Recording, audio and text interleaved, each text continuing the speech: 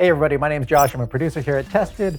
I'm back, a little fatter, a little grayer, and you won't find being on camera in my list, but the rest of them are my favorite things of 2025.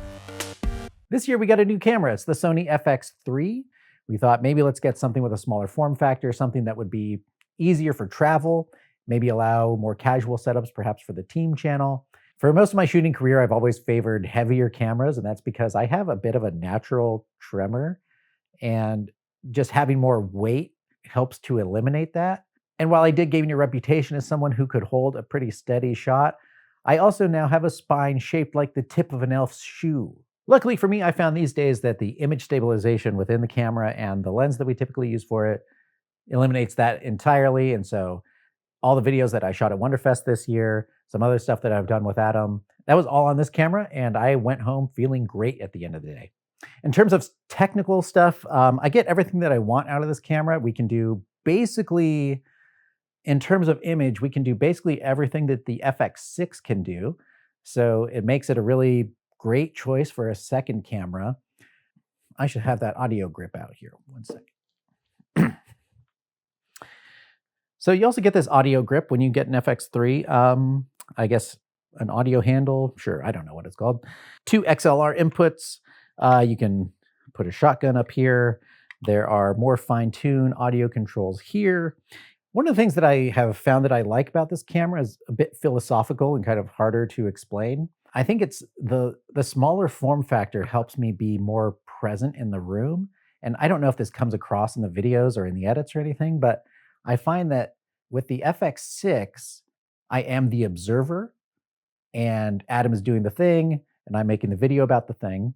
But with the FX3, I feel more kind of collaborative, like, you know, Adam and I are making the video about him making the thing, if that makes sense.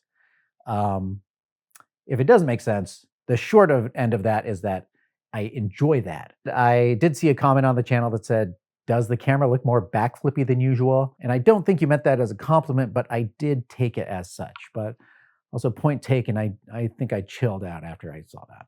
With all of that said, I mentioned at the top of the video that I don't only have favorite things this year, I also have a gripe. And for that, we're going to climb the ladder of gripes.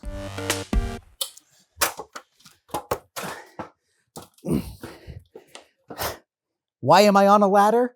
So I can look down on you. Not you, the audience, you guys are awesome, but you, the purveyors of my gripes. So here's the thing. We bought this new FX3. We bought a gaggle of batteries, which I'm pretty sure is the correct term. We also bought a dual battery charger. Now, this thing is amazing. It charges both batteries really fast. If you're buying an FX3, I think you should buy this too. My gripe is that this official Sony product that is made to charge things does not ship with a way to plug it in.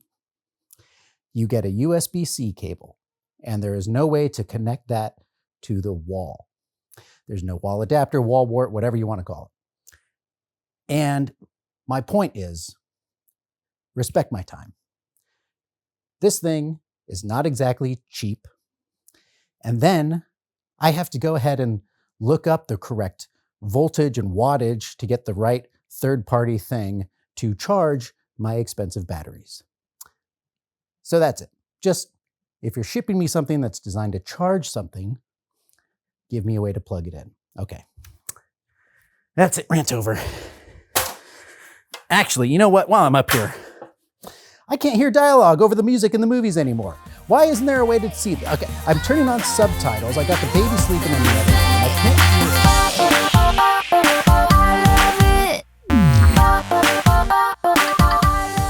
Hey everybody, and welcome to my home office. I put a lot of work into this room this year, so this is definitely one of my favorite things. So first things first, I put up these shelves to display, some of my kind of meager collection here. And, one of the things about living in the Bay Area is that it's not really that great to store things above your head because we get earthquakes and, sometimes stuff might fall on you.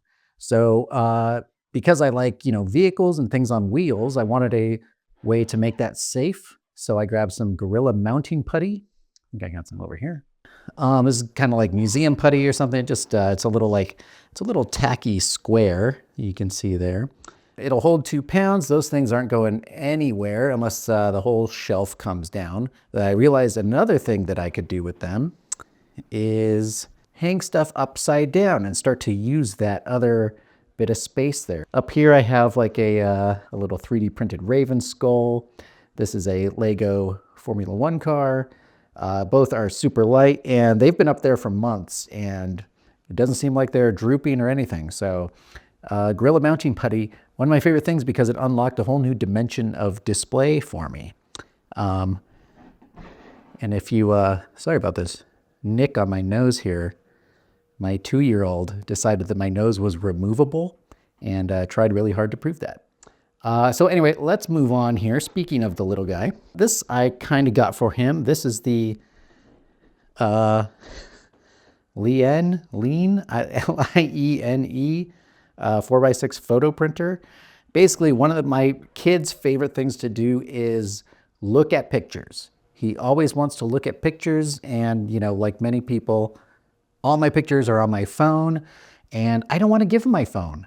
And I don't want him just like scrolling at a screen. He's far too young for that. So in order to try and eliminate that, I got this photo printer and that way he can just have physical things to look at and to hold and to tear up, whatever he wants to do with them. And I don't have to put him on the screen. I think this thing works really well. Let's see if I can give you a little demo right now. I'm just gonna try and take a selfie. Okay, cool. Now the printer is printing. Let's see, can I switch cameras on this? Great. Okay, so here it goes. This thing is pretty cool because it is super compact. You see like this area here actually holds right up there. And here it goes. There's my selfie. It's printing out the, whoops. It's printing out a yellow layer first, and then it does a magenta and a cyan. A magenta. It does a magenta and then a cyan. The one thing I will say about this is connectivity is pretty weird. So if you're thinking about getting it as a gift, you might want to make sure that those people that you're gifting it to have some level of technological understanding. It creates its own hotspot. There we go, just finished. So the printer creates its own hotspot and you connect your device to it. It could be your phone, computer, whatever, but it's not gonna be on your local Wi-Fi. That's still pretty easy to do. It's as simple as, you know, if you go to a friend's house and you connect to their Wi-Fi, it is that easy.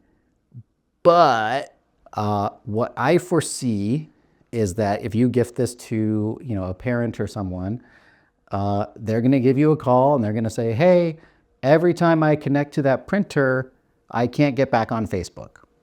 That's kind of what I see in your future. So as far as print quality, I've been really happy with it. And all I'm doing is 4x6s, so it works great for me. Anyway, so yeah, so we got our selfie here. So let's see what we got.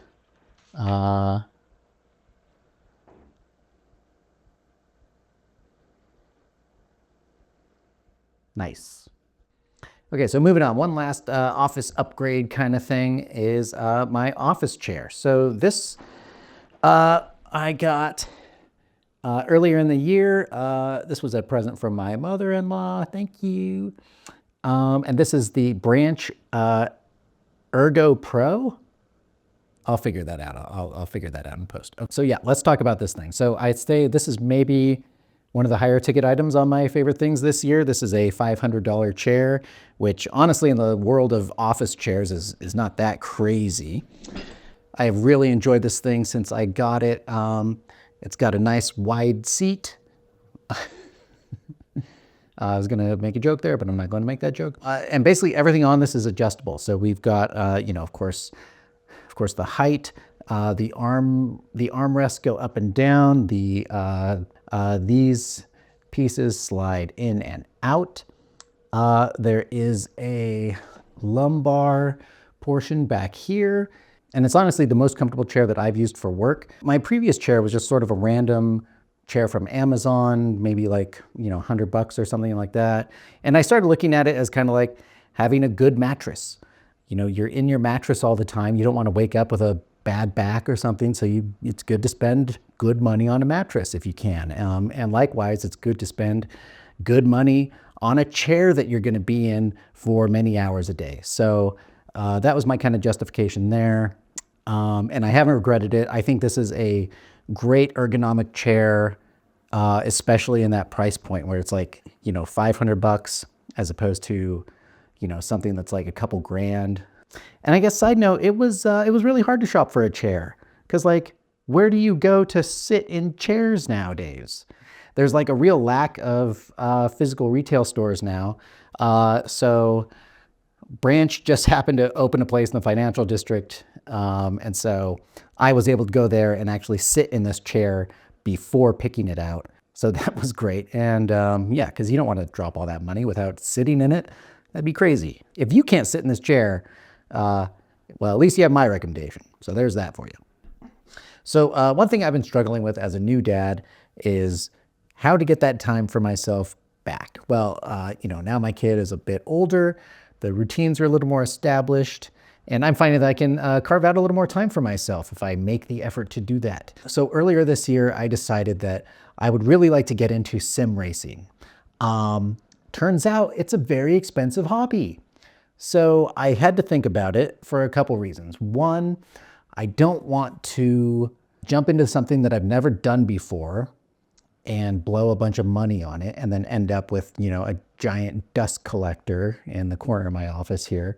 The other thing is that, you can quite easily spend over $1,000 trying to get a sim rig set up. And, for me personally, that's a big amount of money to ask. Don't get me wrong. My wife and I are great about celebrating each other's hobbies and supporting each other. She would absolutely want me to do something that would make me happy. I don't quite feel comfortable saying I'm going to take this much money and not only am I going to spend it on myself, but I am going to spend it on an activity that I'm going to do alone. Like, I'm going to take $2,000, I'm going to build out this thing, and once it's built, I'm going to spend hours and hours in my office alone. It just doesn't feel very, nice for the family for me to do something like that. Anyway, so that's kind of a long way of getting to this point, which was I wanted to find a way I could approach this activity in a way that, made me feel comfortable with the investment, maybe. I wanted to race in VR. So I looked into it, I figured the best entry-level VR headset would be the Quest 3S. What I did is I looked for refurbished units. I saw the price of the base Quest 3. I decided that was too much. I saw the base price of the base Quest 3S. And honestly, that was a bit too much for me as well. So I looked into refurbished units, and it turns out that with some credit card points, I was able to pick one up. Now, I know that's not exactly free because I had to spend quite a bit of money on my credit card to earn those points, but it was a nice way to treat myself. So I got the Quest 3S and basically only had to pay shipping on it. So there was that done. That was like a $20 purchase. That was probably back in March or April. Since then, I've really enjoyed playing some PC VR, but the next thing was the racing wheel. And man, those things can get pricey. Even at an entry level, these things can go for, as much as a console. So again, I was like, there's got to be something that's refurbished. And it turns out that refurbished units aren't actually that much of a discount, or at least not as much as I was hoping to see. But it turns out that Logitech has an eBay page where they sell refurbished units. And okay, so I was able to get, that was just the cable. I was able to get the Logitech G920 with the pedals refurbished, but also I was patient and I waited for their eBay page to post a 45% discount, something like that. Honestly, that was very lucky on my part. I didn't know that that was going to happen.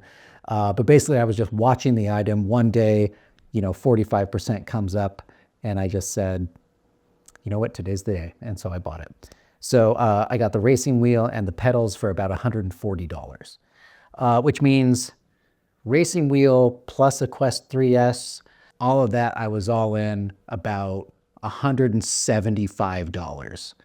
I'm just here to say that my patience paid off, and I'm super happy with how that went. Now, as far as sim racing, I don't think that I have enjoyed an experience more in the last 10 years of playing video games. It is something that it gave me such a thrill.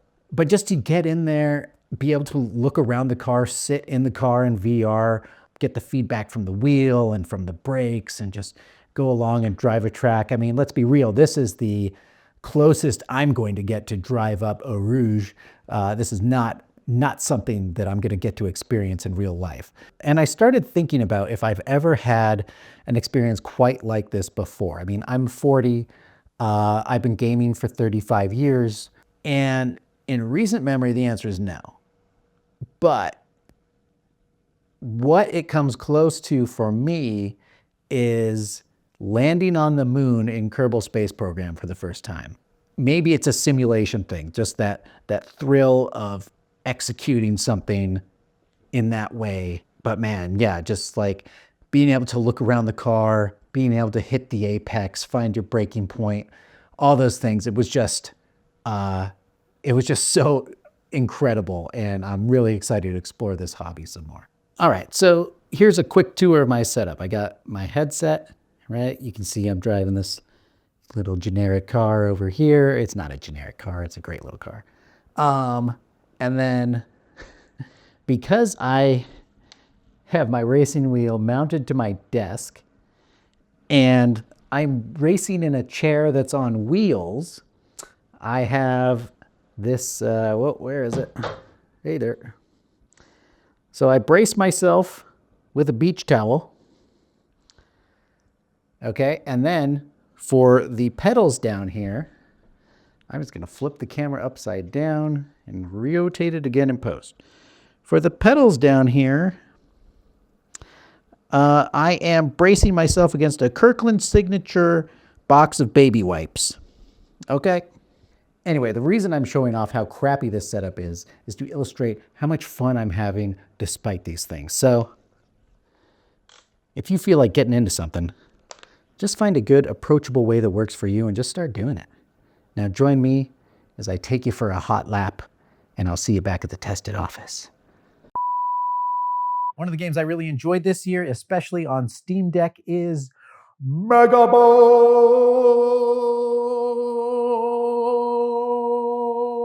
Okay, I don't actually like this game enough to shout it from the rooftops, but when else do you get to say a cool word like Mega Bonk? Mega Bonk is kind of like Vampire Survivors or Halls of Torment, which I also really like. But the twist is that this is a third-person action game, so you get a different perspective than those games, and also the art style is really nostalgic for me as somebody who grew up with Nintendo 64 and PS2 games, and earlier than that too. What I enjoy about Mega Bonk is it's just really easy to pick up, and I think part of that is the lightheartedness of it all. It's all these like crazy cartoon characters and stuff, but the bigger part of it is that it's just kind of always ready to play. There's no multiplayer element, there's no server downtime. It's just kind of like you can get into the game and you can play it, which is also kind of nostalgic for me because these days the minutes are precious. And if I can just pick up a game and play it immediately, I can maximize that limited free time that I have these days. I'm a big fan of roguelites, and Mega Bonk does a really good job of incorporating those elements and those mechanics. There's a ton of character variety and a lot of weapon variety, which is important because the gameplay is very much positional based. Like there's just hundreds of mobs coming at you. Your weapons are just kind of always going. And so it's really more about positioning yourself to either dodge or get those weapons to work effectively. what they've done by having the character movement become so varied. You're either like, very like a trudging kind of ogre, or you're a skeleton on a skateboard flying across the desert. That all makes it super fun and gives a lot of like variance to the runs. So you can be like, okay, I feel like zipping along on a skateboard. I feel like, being a ninja with some stealth. I feel like just being the aura guy. Look, I'm going to be honest with you. A lot of the humor kind of misses me. I think I'm just aging out of it. And you know what? That's fine. Anyway, Mega Bonk, just a really solid pick up and play game. And that's why it's one of my favorites this year. Ding. Okay, so that'll work as long as we like crop in the frame, I think. So make sure you do that. Not now. Last year I said I didn't get to the table that much, and I think this year I got there even less. But one of the games I did get to the table I really loved, and that is Compile by Michael Yang and published by Greater Than Games. This is a 2-player strategy game in which each player is an AI, more in the science fiction sense than the ChatGPT sense. And you're tasked with compiling 3 protocols in order to take over reality or something. I'm not really sure. That's not important. But the gameplay is super fun. The game is composed of 12 dedicated decks. These are your protocols. The objective of the game is to compile all 3 of your protocols before your opponent. At the beginning of every game, each player is going to draft 3 of those decks, and those control your play style throughout the game. So you'll see here there's draw, flip, shift, force, discard, and flip, and draw, manipulate, shift. And these are basically the types of actions that those decks will allow me to play. And every deck is a different combination of those things and favors some more than others. So once you've got your 3 decks, you shuffle that all together into one deck. You put your 3 protocols out in front of you. Your opponent has their 3 in front of them. These form 3 lines, and you're going to draw a hand of 5 cards and basically try to play the cards in the lines to get a value of 10. If your opponent gets up to 10 in that same line, they've effectively blocked you. So it really becomes who can have the highest value in the line in order to compile. And that makes things really dynamic. It adds this whole other defensive element to things. I tend to lean more toward co-op games. And if I'm playing a more competitive game, I like it to be, at least 4 players, because that way the heat isn't just on me. But I really enjoyed the focused combativeness of Compile for whatever reason. I think maybe a lot of that has to do with the strategy elements. But one great thing that I like about this game is that in the beginning, when each player has their 3 open protocols, you're kind of just doing your own thing. You got one eye on your opponent, but you're just really trying to make your protocols happen. But as you compile, things are kind of getting focused down, and it just becomes like a knife's edge where your actions are directly opposed to your opponent's actions. And I think it's like the focusing of that confrontation that is really interesting. Like the game starts off not as heated, but gets really intense near the end of it. I think they've done a great job balancing this game overall. There's 12 decks in that drafting phase. It's really fun to try and figure out what's going to synergize with your own deck, with your own protocols, and what is also going to oppose what your opponent is drafting. I've also found that no one really gets steamrolled in this game. There's always some way to at least buy some time or get yourself out of it. And I think, that's pretty impressive with the amount of interplay that's going on here between the decks. You can learn this game in about 10 minutes or less. The rest of it is all just figuring out that interplay, that strategy, and those synergies. So it's got a long tail on it for sure. And I think this will get to the table quite often. So check out Compile, a great 1v1 game. All right, everybody, that's it for me. Thank you so much for watching. Have a safe and happy new year, and I'll see you next time.